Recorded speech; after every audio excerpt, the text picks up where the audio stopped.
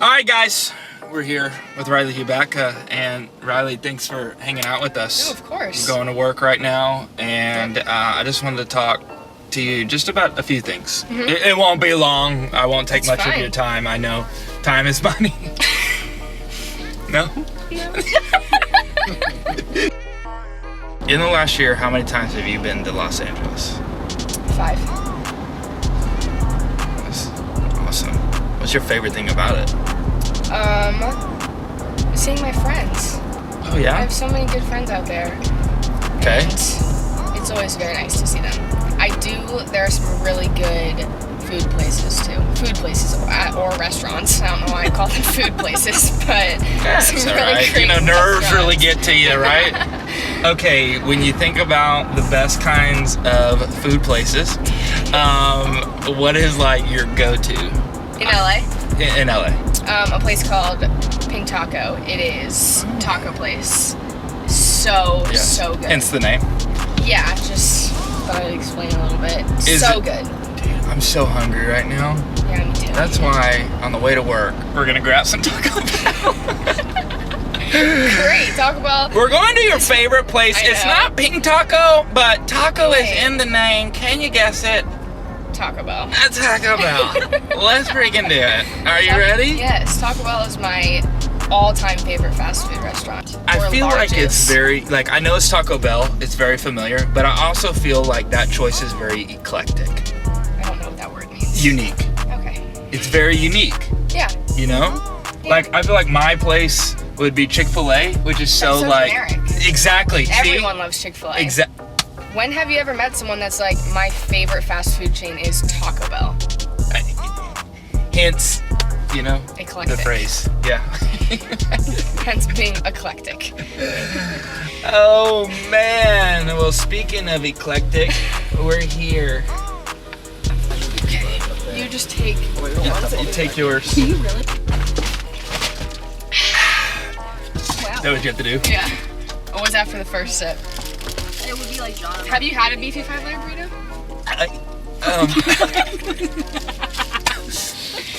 Okay, you remember when they used to have the 7-layer burrito? Yes, actually. They got rid of that.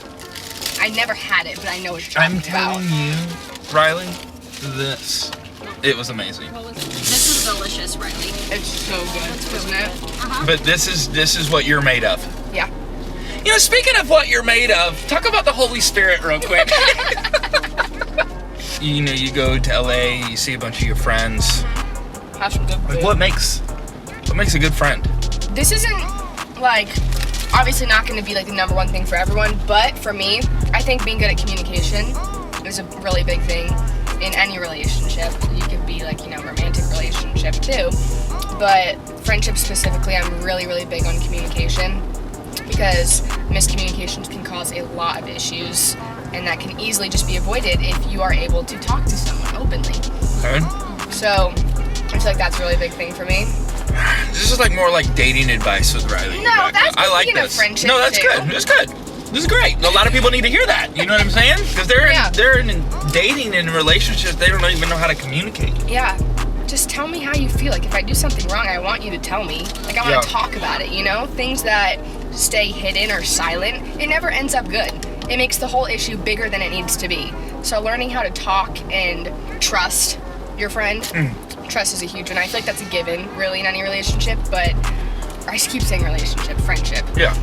But having that trust factor there is also very important. You don't want to be, like, sus of anything that, you know, your friends are doing. Bet.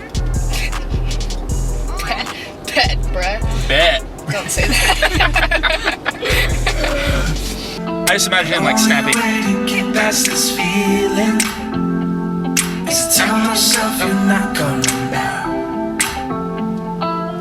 I don't wanna love you anymore. I don't wanna love you anymore. What I think what a lot of people would maybe classify you as someone with a lot of influence. Have you heard this before? Like, oh, Riley, she has a lot of influence. And, you know, by how that comes is in people's minds is maybe some different things, but I think you would probably guesstimate, you know, a certain a certain number or a certain thing that they have experienced with you, they would say, Riley has a lot of influence. Let me ask you this. Where do you feel like you have a lot of influence? I do, yeah. And I never want to sound like I have a big ego or narcissistic, but I mean, given the platform that I do have, I do feel like I have influence over a lot of people. I feel like younger people too. I feel like my demographic is mainly, I would say like 13 to 16-year-old girls. And so being able to be a leader in a sense to these young girls, it does put a lot of pressure on you, you know, feeling like you have to be this perfect example of what, you know, like a young adult should be, or like kind of what you have to grow up to be. But also at the same time, I take it as almost like a privilege. Like, I was chosen to, you know, lead these young girls and show them that it's okay to have flaws and it's okay to not present yourself as perfect all the time. So I love it. I think it's great, and I feel like I am a natural born leader, being a firstborn daughter. I'm the oldest of 4 girls, as you know. But I do. But if yes. you don't know, now you do. But no, I feel like I can do a good job at influencing people, even though it might be scary at times. Like, I feel like I'm doing something wrong. I never want to like be a bad influence. No one ever does. But it's fun, yeah. And I enjoy it. I have to burp from this drink. Chewing. It's okay. I have to finish this bite. I feel like you should preach a message called Oh my God, I'm gonna die. All right. Drink some of your drink. I feel like you should preach a message called the privilege of pressure. The privilege. That's what you talked about. You talked about, hey, I feel like there's a lot of pressure on me, but I also feel like it's a privilege to be able to speak into these, you know, teenagers' lives. Yeah. And it's like there's both sides to the coin. Yeah. I feel like just social media in general, like a lot of people are constantly like, oh, I want to be TikTok famous, or I want to have like X amount of followers, like I just want to be, you know, huge on this one app. And yes, it's great, like I said, like having the privilege to influence these young girls and guys. It's great, but there is this constant feeling of pressure and feeling like you need to be perfect all the time. I feel like with my platform that I have, I want to show people like the realist side of me, and that it's okay to have flaws. Everyone has them, like no one is perfect. And I feel like that's a great message that a lot of these girls growing up in a world where social media is everything, like everyone is on social media 24/7. Like the amount of time that people spend on their phones each day is ridiculous. Yeah. But I mean, we can change that, but it's most likely not going to happen. So I'm like, what I think in my mind is, if we are spending this much time on social media every day, like I want to be the best influence I can for these young people and show them that if we're going to be on it, like you don't need to present yourself as perfect. Like it's okay. Yeah. So that's my whole thing. It's good to be authentic. Yes. It's good to be receptive. So. When do you feel like you had the influence? I feel like when I started getting DMs and comments saying I really look up to you as a person, or sometimes I'll get these like, I mean, because I've had like. So you feel like there was a certain point where it's like, okay, now I have influence. I feel like everyone always has like a certain amount of influence, even if it's just like hanging out at like a family gathering and having like a younger cousin or a younger sibling. Like you are always going to have a certain amount of influence in specific people's lives. Like I know that I influence my younger sisters. I've lived with them, obviously I've grown up with them. Yeah.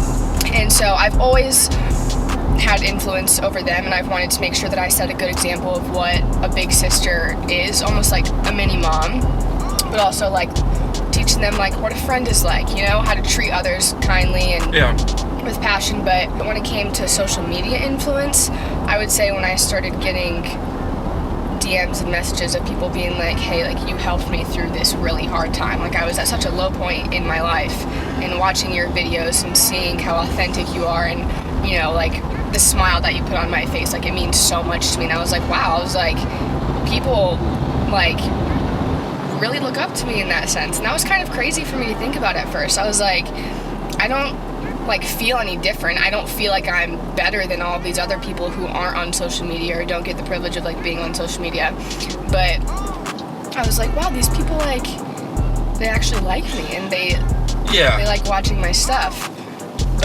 And that's what made it feel like, that's when you started to feel like, man, all right, there's a privilege to this. Like, okay, if anyone's gonna do it, like, I'm gonna do it. I'm gonna be able to lead.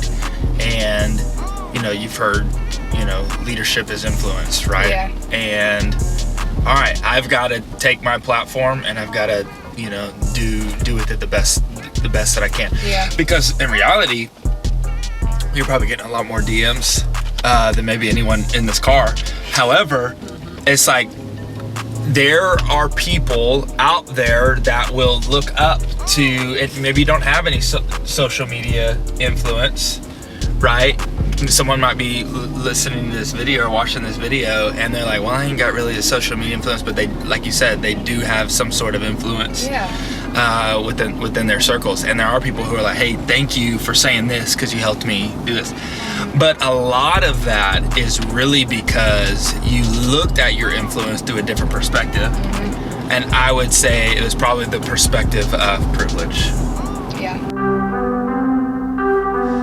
Honestly, this puts me, when you think about influence, you think about whatever. We've talked about that leadership is influence. It is a privilege. It's when you, like, start to think of that in a new perspective of going, okay, hey, I want to make sure I do everything I can. I'm going to focus on it a little more. I'm going to make it a priority in my life. Shift your focus. Yeah. I mean, that's huge. Okay. If you had to say one thing about influence, like the thing that, if you don't get anything else, in order to steward your influence well, what's the one thing you got to do? What's the one thing that just has to happen if you want to be able to steward any kind of influence that your parents gave you, a social media platform gave you, God gave you, that you created? What's the one thing? I think confidence is a really big thing. I think learning how to be confident in who you are. Because I wouldn't want to have somebody who is, you know, super insecure and unsure of themselves telling me what to do. Okay. So I feel like someone that is confident in who they are and knows what they want, has good morals and values, that's the kind of person that I would look up to. Okay. Confidence. Yeah, I think that's a big thing. I feel like I'm confident, Tori. No, not at all. For TikTok, 4 million. Or you hit 5? You hit 5? I'm at 5. Did you throw a party? I didn't. I've never thrown a party. Where's the... Oh my God, Hey, please don't spray that. I was about to spray this Baja Blast everywhere. We'll just cheers. Cheers, Baja Blast on us for 5 million on crazy. TikTok. That's insane. Thank you. What are you on Instagram? Almost at 1.7. That's cool. That's cool. It's just great. It's good to see, like, great people come into influence, right? And, you know, I'm not saying you came into it. Like, I know you created it and did all that stuff and whatever. But we do love you and we are proud of you. We think you're awesome. We love your entire family. I'm gonna start crying. Don't cry. It's No, okay. I'm But if you want to cry, it can I'm really help the ratings. I don't cry ever.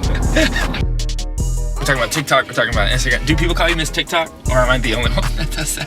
Actually, people do. Oh, okay. There we go. Yeah. See? All right. It's okay.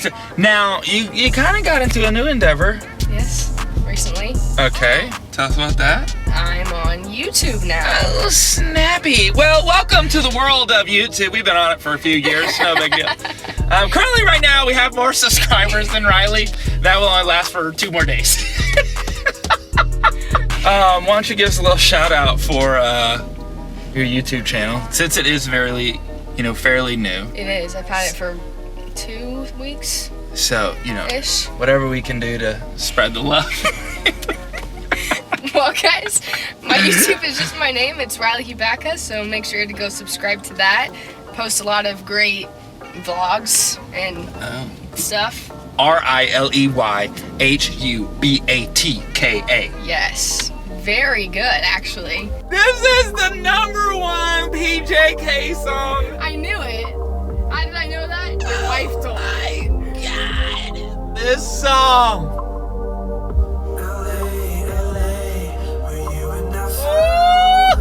I knew it. Dude, listen to his voice. I'm listening. I'm listening. Sounds like an angel. Okay, but what's cool about this song is that it goes into another rendition of it. So it's like 2 songs in one. Yeah. You don't be getting that nowhere. No. Oh, hit that beat real quick. Be right back, I'm gonna cry myself to sleep. How'd you find Good. I feel like you gotta teach maybe a dance that we can do. You know, we're about to show it to work real quick. And so I feel like you gotta teach me one. Just an easy one. Maybe one that we can just use our top half. Because right now, even people watching this video are freaking out that I don't have my hands on the steering wheel. This one is easy. Okay. For me. Could be easy for you. I mean, you need to use your legs a little bit, but it's okay. We can just do the upper half. Okay. Okay, are you good to do this while I'm you're good. driving? I'm Gucci. Okay. Don't try this at home, kids.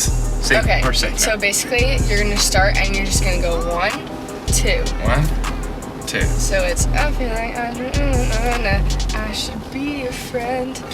I should be a friend. And then you're gonna rub your hands Yeah, and dice yeah. roll. Have you seen the dice roll? No Oh. back all day. Yeah. What? No back. No back. Yeah, no, for sure. I knew that. Like the ideal dice roll. Yeah. Okay, so Yeah, Beckham's brother. Okay. it's I feel like I should be a friend. Baby. Oh, yeah. And then 1, 2, hit twice. 1, That's it. 2, bop, bop. And then you would move your hips, but we can't. Really Yeah, do but that. we ain't. I mean, it is what it is. It's the same thing. You want me to play the sound? Let's do it. Okay. Ready? Right here. I should be your friend. All those silly issues made up in your head. Good. That was it. First try. First You try. did it. First try. That was great. Honestly, I've been trying to like. Did you get the face down? I don't know. You'll have to go back. You'll have to go back on that. I was keeping my eyes on the road too, so I gotta. Okay. Yeah. What's that one called?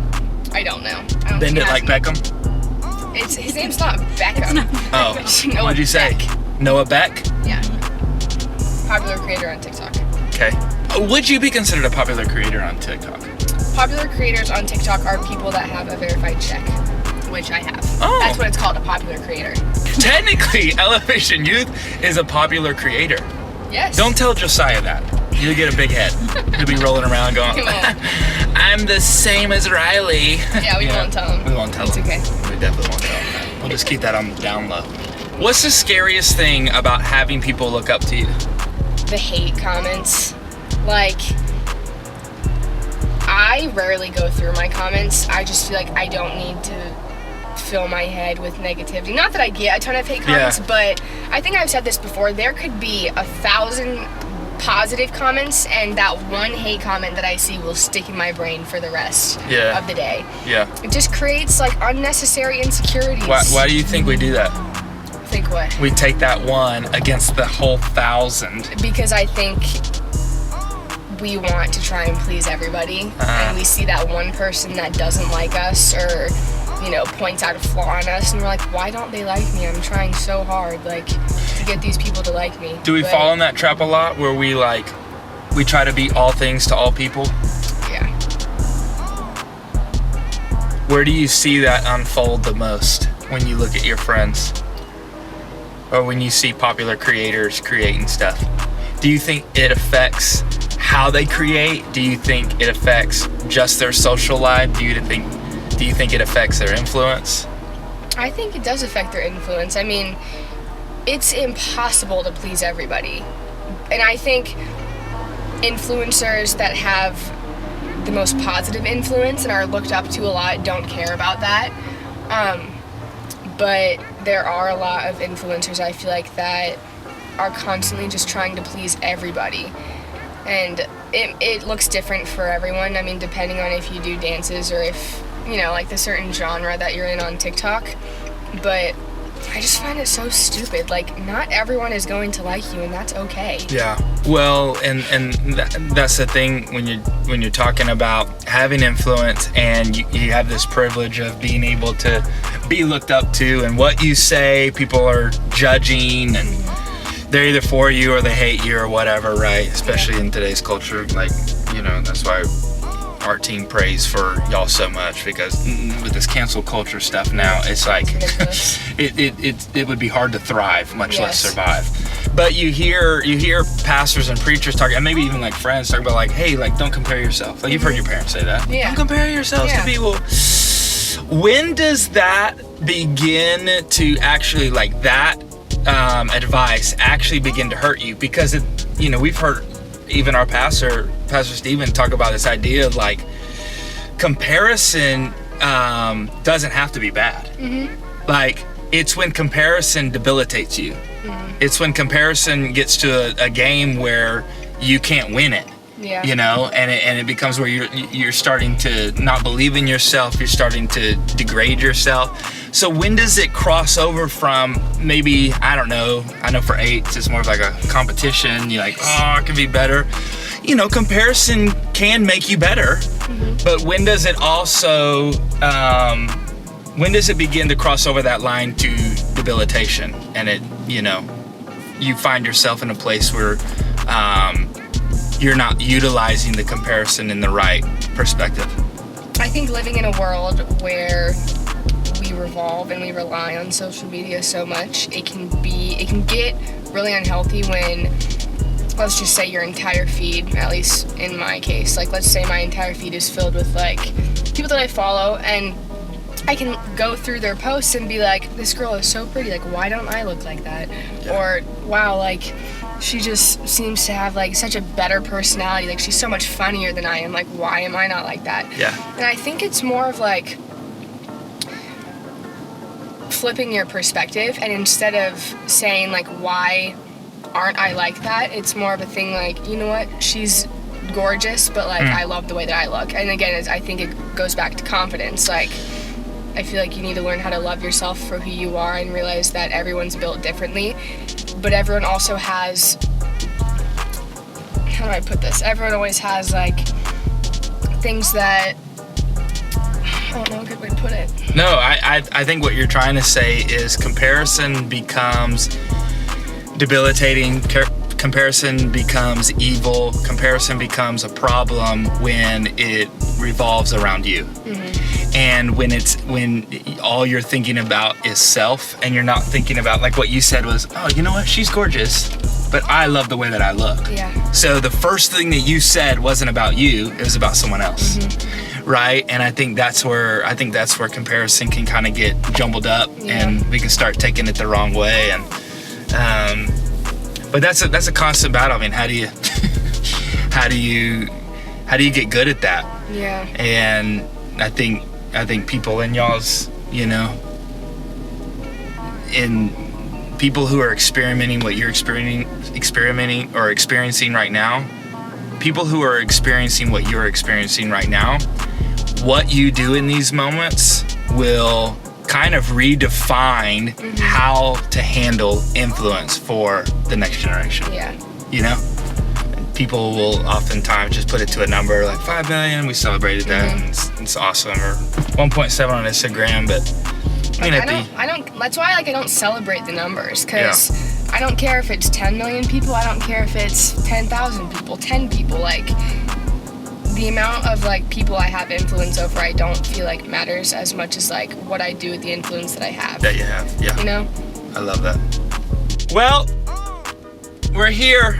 Thank you for hanging out with us. Of course. Appreciate it. It's been so fun. It has been a lot of fun. It has. What was the best part? Taco Bell. Oh, God, I thought you were going to say talking to me, but okay. And talking to you, no, we're going to go with Taco Bell, because the 5-layer burrito was fire. Beefy 5-layer burrito. Beefy 5-layer Can't forget the burrito. beefy part. Well, show some love to Riley. Let her know how much you care for her. She's amazing. We'll see you on the next video. Peace out. We believe in the youth! Hey, did you like that video? I did. What is your favorite part, Tim? The middle. Oh, of course, that was my favorite part too. Absolutely. For more content just like this, Yep. make sure you like, subscribe, and comment your favorite video below. So good.